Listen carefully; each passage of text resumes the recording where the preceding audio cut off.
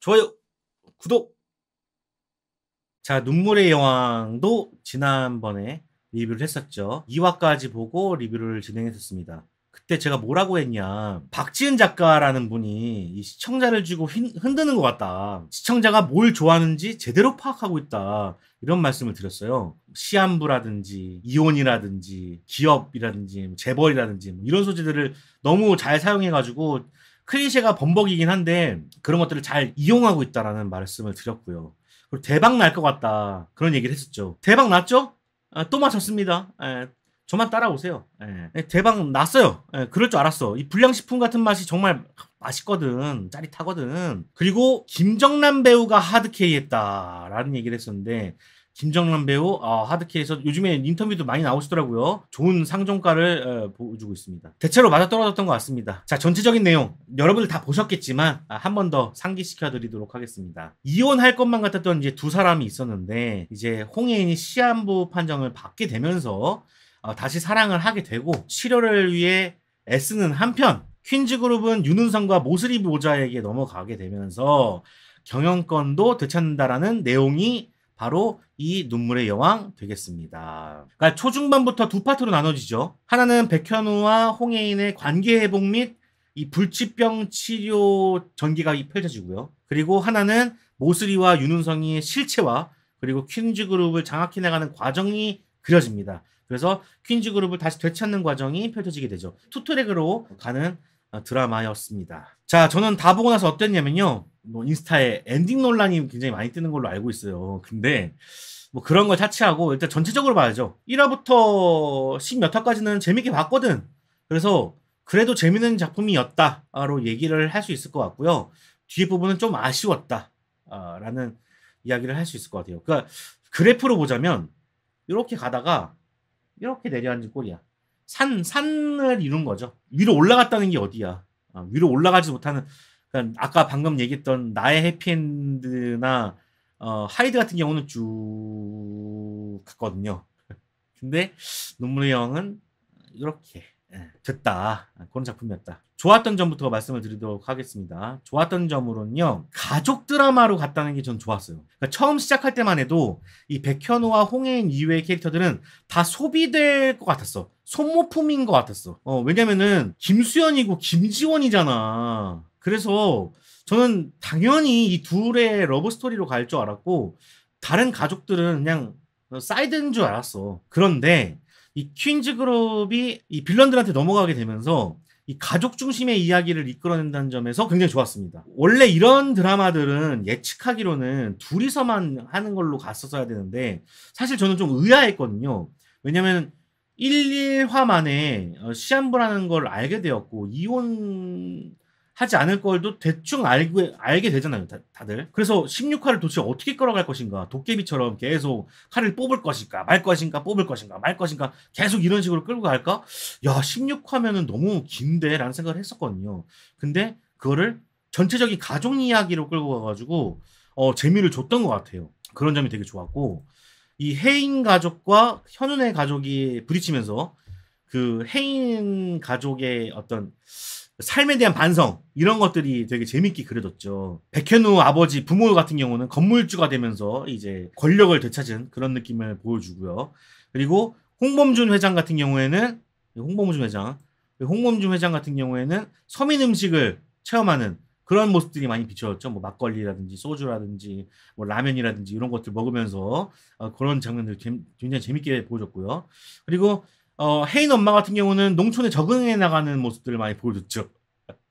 알바도 뛰고 코도 골아가면서 자보기도 하고 막 그런 것들 나오죠. 그리고 홍수철 같은 경우는 철이 들어가는 모습들이 보여줬죠. 시골이 참 잘 어울리는 청년이었어요. 상반되는 가족을 보여줌으로써 재미를 이끌어냈습니다.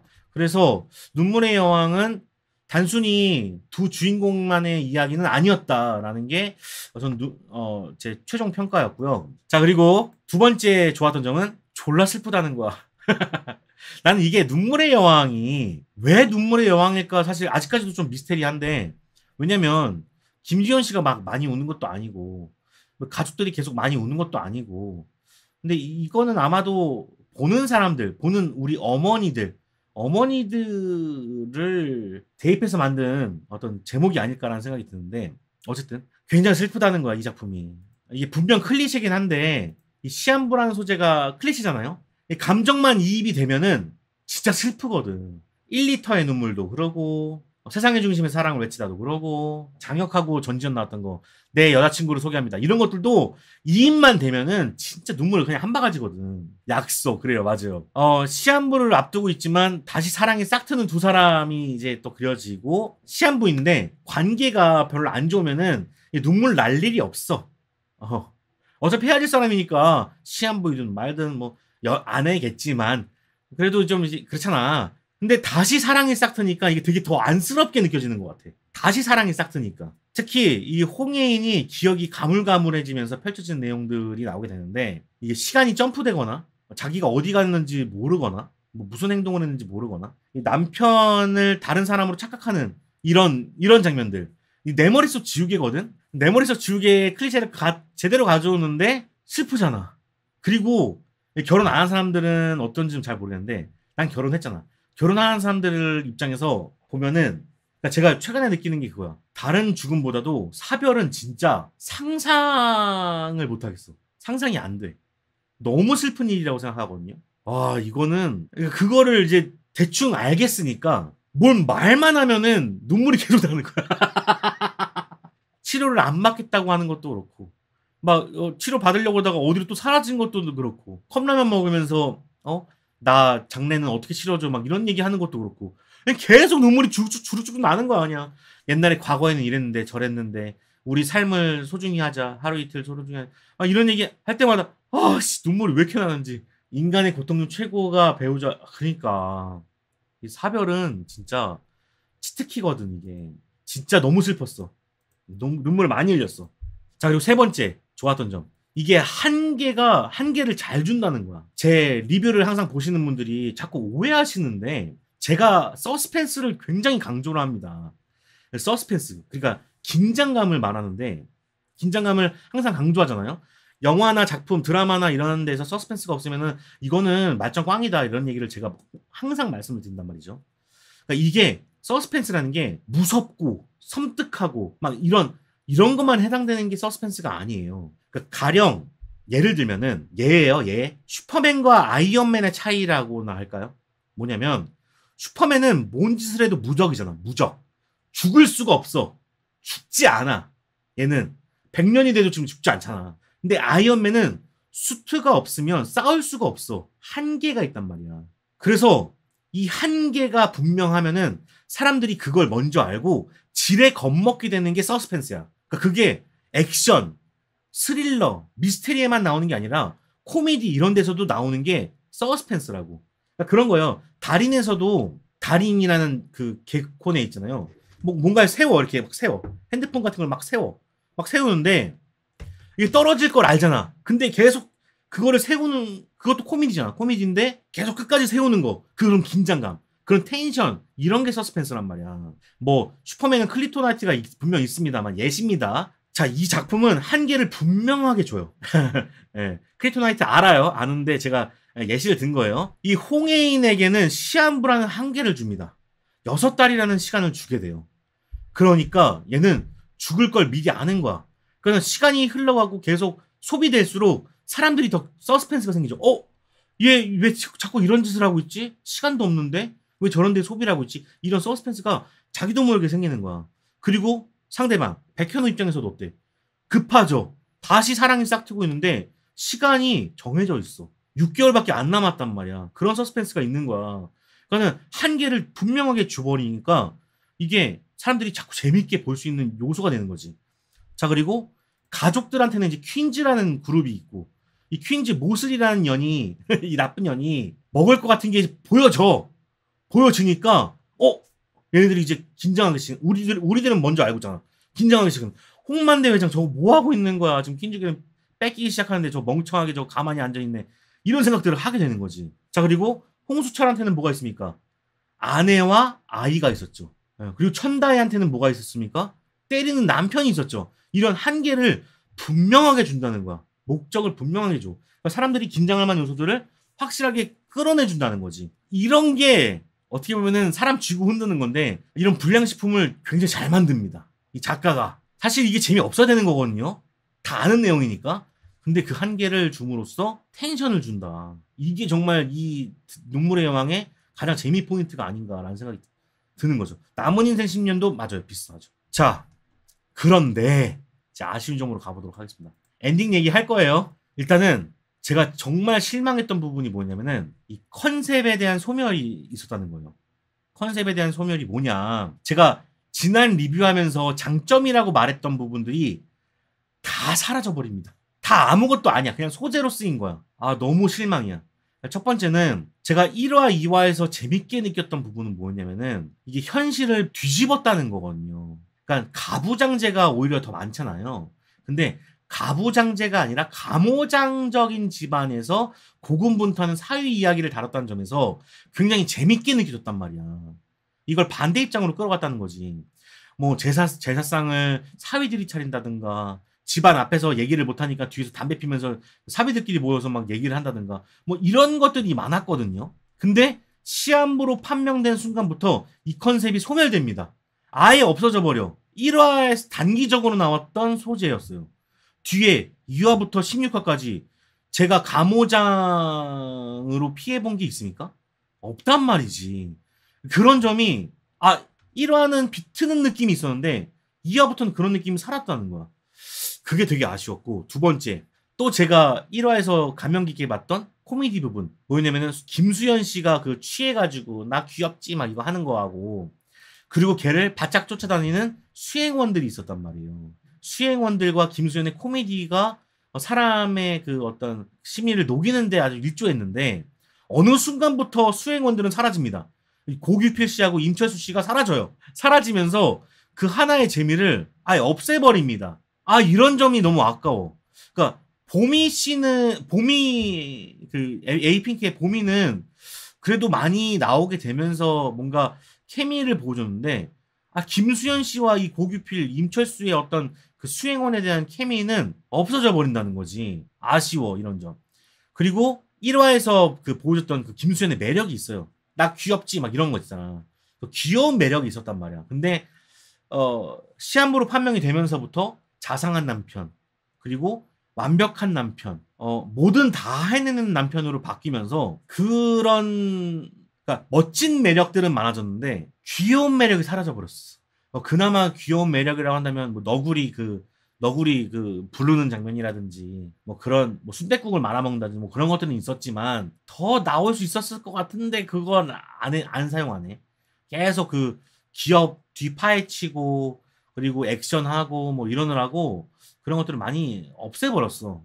좀 그것도 아쉽죠. 자, 그리고 세 번째 홍범자 여사 그 김정란 씨가 제가 하드캐리하고 제가 미친년이라고까지 얘기를 했었는데 그 미친년의 매력이 이것도 사라져. 이게 홍해인이 시한부라는 거를 가장 먼저 알게 돼버린 시점부터 뭔가 그 미친년에 대한 매력이 사라져요. 그러니까는 모든 게 다 사라져. 한번 재미 주고 사라지고 재미 주고 사라지고 재미 주고 사라지고 이 모슬이한테 얻어 터지고서부터인가?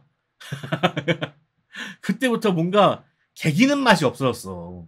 계속 아빠만 찾고 아빠 막 이것만 하고 뭔가 그 연애 감정이 싹 트기 시작하면서 그런 미친년적인 요소가 사라지는데 그러면서 캐릭터도 밋밋해지고 그냥 주변 서브 캐릭터로 그냥 전락해버렸거든요. 그런 점도 매우 아쉽다. 컨셉들이 많이 없어졌다. 처음에 잡았던 것들과 달라졌다. 그런 말씀을 드리고 싶고. 자, 그리고 두 번째 엔딩입니다. 엔딩. 이게 엔딩 논란이 굉장히 크더라고요. 전 다른 시각인데 저는 좀 이해되는 수준이었어요. 뭐냐면 1화 처음에 보면은 결혼하는 장면으로 시작한단 말이에요. 인생의 어떤 2막을 시작하는 느낌으로 시작을 한단 말이야. 드라마 자체가. 근데 16화 마지막을 보면은 결혼을 마무리하는 장면으로 끝을 내잖아요. 그 아내가 죽은 것으로 표현을 해버리잖아요. 저는 그런 점에 있어서는 이해가 가거든요. 시작과 끝을 명확하게 하는 구성이 나쁘진 않았다고 생각해. 그리고 또 이게 1화에서 보면은 처음 만나는 순간을 돌아보잖아요. 회상하잖아. 그리고 16화에서 보면은 이 전체 내용을 회고하는 것처럼 마무리해서 저는 구성과 맞춰가는 뒷구성이라는 차원에서 나쁘지 않았어요. 예, 이해했어. 그냥 보면서도 그렇게 막 거슬리거나 그러진 않았어. 근데 뭐 사람들이 원하는 거는 조금 다르다는 건 알겠어. 뭐냐면 행복하게 끝냈으면 좋겠잖아. 이제 김수현 씨하고 김지현 씨하고 행복하게 끝내고 막 아기 낳고 뭐 이제 행복하게 살았습니다. 끝 이렇게 파란 화면 나오면서 그렇게 나왔으면 좋았다고 생각하는 걸 죽음으로 묘사하니까 황당하기도 했을 것 같다는 생각이 들긴 해. 뭔지는 알겠어요. 근데 저는 정작 중요한 건 다른 것에 있다고 생각해요. 뭐냐, 저는 진짜 아쉬웠던 대목이 16화 마지막 부분이었는데 윤은성과 이 모슬이의 마무리가 되게 별로였다고 생각해. 저는 재벌집 아들과 같은 결말만 아니면 다 괜찮다고 생각을 하고 있었어요. 저는 윤은성이 미쳐 돌아가지고 총기를 꺼내가지고 막 쏘고 막 그러다가 경찰한테 총살당해서 죽잖아요. 이거 뭐 시원하지도 않고 반성이고 뭐고 없이 그냥 죽어버리니까 되게 허무한 느낌이 많이 들죠. 그렇게 16화까지 끌어왔는데 총살당했어. 이게 맞는 결말인가? 라는 생각이 들었고, 모슬이도 마찬가지예요. 이 모슬이 년도 모슬이 년이라고 해야 잘 어울리는 것 같아요. 모슬이도 이 할아버지에게 협박하는 CCTV로 이제 잡히게 되는데, 뭔가 두 사람 모두, 이 모슬이하고 윤우성 모두가 반성 없이 끝난다는 느낌이 강하니까 되게 찝찝하더라고. 뭔가 통쾌함도 없고, 맛도 없고, 재미없게 끝나다 보니까 이 엔딩까지 합쳐져가지고 더 배신감 같은 게 온 것이 아닐까라는 생각이 들거든요. 전 마무리는 나쁘지 않았다고 생각해. 근데 그 전에 그 마무리를 짓는 단계에서 좀 착오가 있었다. 이렇게 지을 게 아니라 윤은성은 패배를 확실하게 인정하고 저 여자는 저 남자를 정말 사랑하는구나를 깨닫게 되고 그 다음에 쓸쓸하게 퇴장을 한다든가. 모슬이도 내가 진짜 그렇게 했는데 사실 이런 건 아무 소용 없었구나. 정말 한때 꿈 같은 것이었다라고 하고 끝내야 되는데 그런 게 없으니까 이 짜증이 나는 거지. 반성이 없거나 사고로 죽거나. 그러니까요. 16화 하나로 매듭치기 맞아요. 그래서 저도 마찬가지로 한 15화 때부터 계속 복수하면서 끝냈어야 된다고 생각을 하는데 더글로리처럼 다들 더글로리가 신기한 거지. 더글로리는 1화부터 계속 복수였으니까. 최소한 그러니까 지금 원더풀 월드도 그렇고 하이드도 그렇고 나의 해피엔드도 그렇고 눈물의 여왕도 마찬가지로 이 마지막을 끝내는 매듭이 굉장히 어설프다라는 생각이 들어요. 한 좀 더 2, 3회 그러니까 앞서서 주인공들이 고통을 많이 받았잖아. 그 고통을 다시 받게 해주는 시나리오로 가야 된다. 저는 그렇게 생각하거든요. 그러니까 5화를 쏟았으면 최소한 3화, 2화 정도는 복수하는 느낌으로 가져야 된다. 16화면은 한 12화쯤에서는 이제 그만 됐고 4화 정도는 통쾌하게 복수한 내용으로 윤은성 막 미쳐 돌아갈 때까지 팍팍 계속 복수한 내용으로 가야 되는데 그런 점에 있어서는 좀 아쉽다. 그래서 더 뒤에가 찝찝하게 느껴지는 것이 아닐까라는 생각을 해보게 됩니다. 어쨌든 올해에 두 불량식품이 있었습니다. 눈물의 여왕과 내 남편과 결혼해줘. 이 두 작품이 마무리가 조금 아쉽게 되면서 더 좋은 점수를 받을 수 있었는데 그 마무리만 생각나거든. 사실 사람들은 그런 부분이 좀 안타깝습니다. 중간에 막 그런 것들 나오는 것도 좋. 그 송중기 씨가 변호사로 나온다던가 뭐 이런 것들은 괜찮았어요. 뭐 재벌집 막내 아들의 그 부부가 나온다던가 그런 것들은 좋았는데 조금 마무리가 되게 웃기게 끝낼 수 있었는데 그런 걸 안 하더라고. 되게 아름답게 끝내려는 그런 느낌이 많이 받았던 것 같아요. 자, 눈물의 영화는 여기까지 해보고요.